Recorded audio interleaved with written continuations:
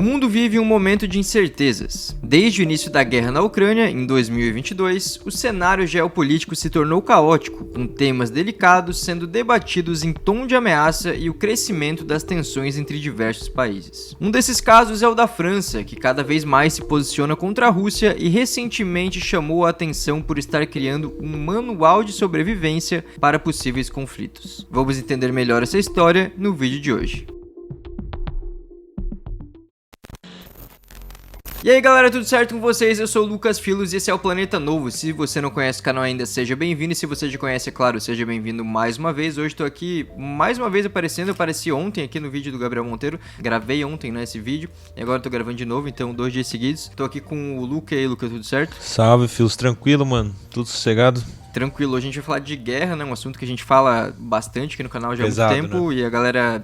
É um assunto triste, né, obviamente, que a gente não quer que aconteça essas coisas. Mas a galera curte mesmo. A galera curte o conteúdo, né, isso a gente gosta que vocês engajam bastante. Então qual vai ser a meta de likes pra esse vídeo? Eu quero 7.950. 7.950 likes, então a gente conta com vocês pra bater essa meta. Bora pro vídeo. Bom, toda essa história envolvendo a França e a Rússia, que a gente vai explicar aqui, começou lá no dia 5 de março, quando o Macron, né, que é o presidente da França, fez um discurso em rede nacional. Então esse discurso foi transmitido, igual aqui às vezes tem aqueles pronunciamentos do presidente. De vez em quando aparece lá o Lula na TV falando, num horário nobre e tal, né? Geralmente ele perto das 9 da noite para que maior parte da população possa assistir.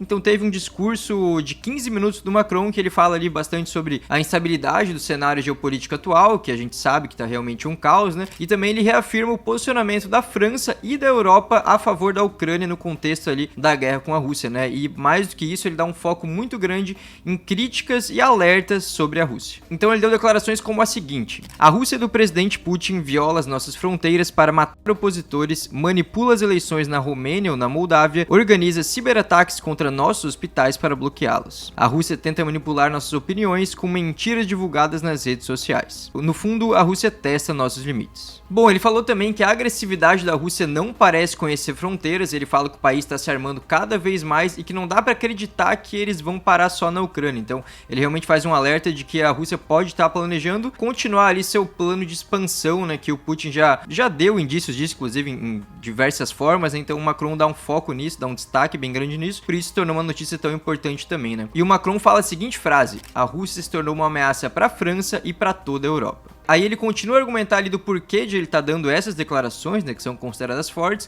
e ele cita ali que o Putin tem um plano de, até 2030, aumentar o seu exército para mais 300 mil soldados, mais 3 mil tanques e mais 300 aviões de caça, e que por isso a Europa deveria se reunir para discutir o rearmamento, né, dos países e se reforçar por conta dessa ameaça crescente da Rússia. Então ele fala ali especificamente que iria se reunir com líderes da União Europeia para tratar exatamente desse tema e sugerir ali um rearmamento dos países. E além disso, teve outro ponto que chamou bastante atenção no discurso, que foi quando ele disse que a França estaria disposta a colocar ali o seu arsenal nuclear à disposição dos seus aliados. E pra gente ter o contexto aqui, que é bem importante, desde a saída do Reino Unido da União Europeia, né, quando teve toda aquela questão do Brexit e tal, quando o Reino Unido deixou de fazer parte da União Europeia, a França se tornou o único país desse bloco a ter um arsenal nuclear, então por isso que foi uma declaração bem importante também. Essa declaração foi tão importante que fez com que a Rússia, apenas um dia depois, se posicionasse, né? Então retrucasse ali o que o Macron falou. O Ministério das Relações Exteriores do país fez um pronunciamento dizendo o seguinte: foi claramente perceptível um tom de chantagem nuclear no discurso de Macron.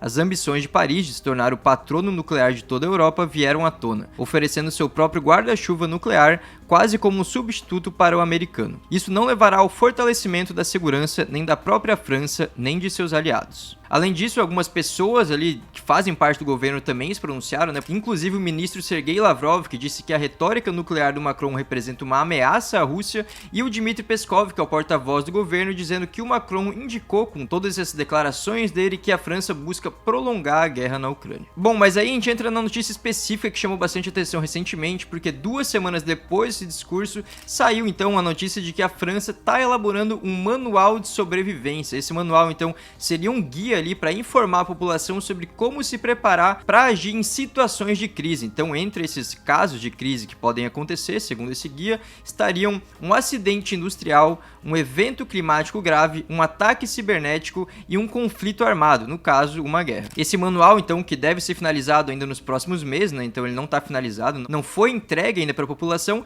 deve ter cerca de 20 páginas e será composto por 3 partes. A primeira terá o título Protegendo-se. Segundo uma fonte próxima ao projeto, essa parte tem como objetivo conscientizar a população sobre a noção de proteção, obviamente, e também de solidariedade. Então, essa fonte diz que trata ali de proteger a si mesmo e também as pessoas que estão por perto, a vizinhos, enfim, a proteger a comunidade também. Essa parte sugere às pessoas que elas façam um kit de sobrevivência para manter em casa, em caso de uma crise, né, e recomendam ali algumas coisas bem específicas. Então, é realmente um guia, não é algumas declarações ou falando, tem que se cuidar, tem que... uma coisa meio superficial. É realmente bem específico do que a pessoa deve fazer nesse tipo de... se surgir uma crise, né? Então, recomendam ter pelo menos 6 litros de água, cerca de 10 latas de comida, pilhas e uma lanterna. Eles também recomendam um pequeno estoque de remédios para dor, compressas e soro fisiológico. Além disso, eles também recomendam que cada família deixe ali pronto uma mochila com o seguinte: um canivete suíço, carregadores, agasalhos, óculos, cópias das chaves de casa e do carro e cópias de documentos de identificação ou outros importantes. Bom, a segunda parte é chamada O que fazer em caso de alerta. Nessa parte eles detalham o que fazer em caso de uma ameaça iminente, né, como o título já diz,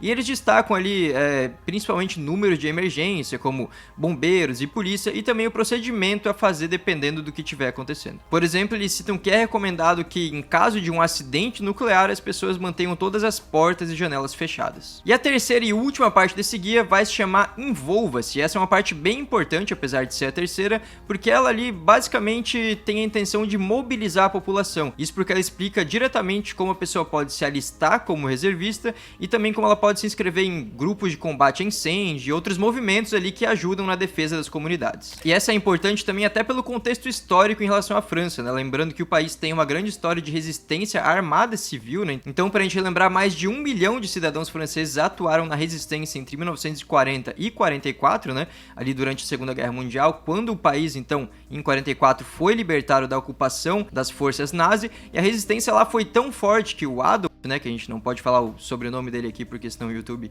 censura, foi obrigado a mandar várias divisões do seu exército para cidades do interior da França. Então isso acabou prejudicando o alcance do exército dele em outros países e enfraqueceu a Alemanha também por conta dessa resistência francesa que foi muito importante no cenário da Segunda Guerra. Então agora, basicamente, a França está tentando reanimar esse espírito na população, né? Claro que eles citam ali que não tem a ver diretamente com uma guerra ou que é exatamente por conta da Rússia, não tem isso, né, no manual, não é uma coisa que eles também vão admitir claramente, não sabemos, né, na verdade, mas nesse ponto não admitiram ainda, mas é visível ali, né, que dentro de todo esse contexto e juntando com as declarações do Macron e todo esse clima, as notícias que a gente acompanha aqui diariamente, que a gente traz para vocês também, que tem a ver com isso, né, com reanimar esse espírito de resistência, de envolvimento ali em defesa da população. Bom, essa notícia mais recente envolve a França, né, é a que chamou a atenção aí nas últimas semanas, mas esse tipo de coisa não está acontecendo só lá. Nos últimos tempos, então, vários países europeus estão planejando medidas caso o conflito realmente se espalhe para o resto do continente, e essas ações, é claro, elas ficaram ainda mais intensas depois que o Trump assumiu lá nos Estados Unidos, porque ele claramente veio com um discurso bem diferente do que o Biden estava, por exemplo, né, o Trump já veio com um discurso mais de, a Europa tem que se defender por conta própria, a gente não vai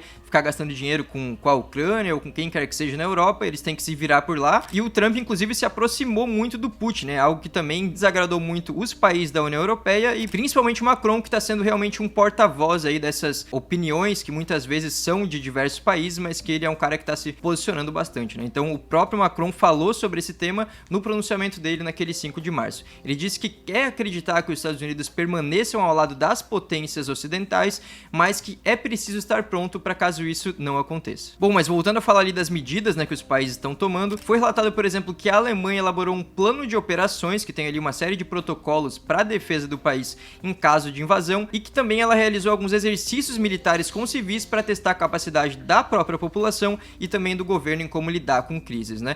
Ela também criou um aplicativo de bunker para indicar para a população onde tem um bunker mais próximo. Outro país que também está tomando algumas medidas é a Suécia, que no final do ano passado ainda enviou cerca de 5 5 milhões de cartilhas para a população. Essa cartilha, que é chamada Se a Crise ou a Guerra Chegar, é inspirada em uma cartilha, inclusive, que foi usada na Guerra Fria, e nesse documento atual, né, que é diferente, é remodelado, que tem 31 páginas, eles basicamente falam ali para as pessoas se prepararem para possíveis conflitos armados e dão também várias instruções específicas. Essa cartilha também inclui a seguinte declaração: vivemos tempos incertos, conflitos armados estão ocorrendo atualmente em nossa parte do mundo. Terrorismo, ataques cibernéticos e campanhas de desinformação são usados para nos minar e influenciar. E vale a gente ressaltar também que isso aconteceu depois da Suécia formalizar a sua entrada na OTAN. Então parece, na verdade não parece, né, é a realidade que a gente tá vendo, que os países da OTAN estão se unindo realmente nesse tipo de coisa, nesse tipo de cartilha para a população, de instrução, de realmente se preparar para algo que pode acontecer, né? E para quem não sabe, a OTAN é uma aliança militar e política entre países da Europa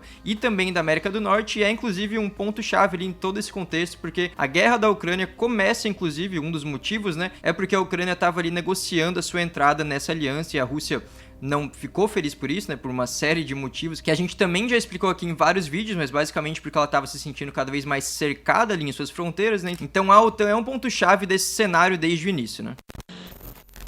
A gente vai ter um anúncio rapidinho da Stake aqui. O carnaval chegou agora e a Stake fez uma promoção especial para vocês. Eles selecionaram 5 jogos mais populares do Brasil para fazer uma competição de quem atingir o maior multiplicador de cada jogo, e quem atingir vai receber um prêmio em dinheiro. Por exemplo, se você atingir o multiplicador 100 vezes no jogo Switch Bonanza, ficando em primeiro lugar, você vai receber 3 mil reais, além do que já ganhou no jogo. Essa promoção tá valendo até o dia 25 de março e vale para apostas de pelo menos 10 reais por rodada no jogo. Bom, vai lembrar que sempre, pessoal, jogue com responsabilidade. Se não tiver grana, nem joga, certo? E é um negócio exclusivo para maiores de 18 anos, beleza?